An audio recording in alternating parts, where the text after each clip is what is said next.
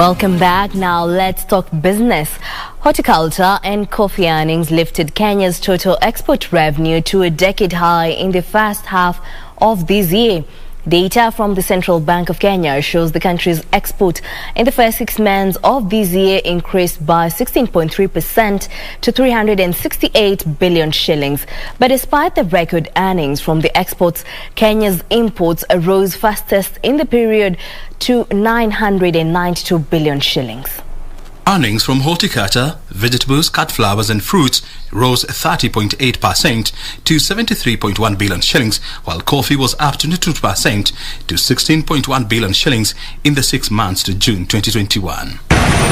In the period, Kenya exported goods valued at 369 billion shillings, which is a 10-year high despite challenges brought about by COVID-19 pandemic. The earnings represent a 16.3% increase from 317.1 billion shillings over a similar period in the year 2020.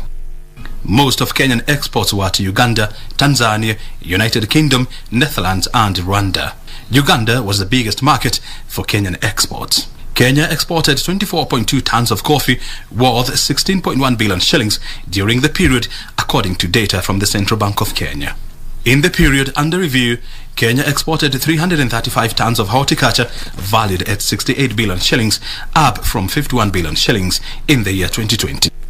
Tea earnings remained flat at 63 billion shillings after production dropped 298.5 thousand tons in the first half of the year 2020. However, despite the record half-year earnings, the gap between imports and exports expanded due to increased imports of crude oil, machinery and materials for factories.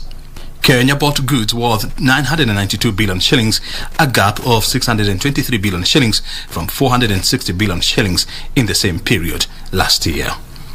O'Brien Kiman for Lunchtime Business News.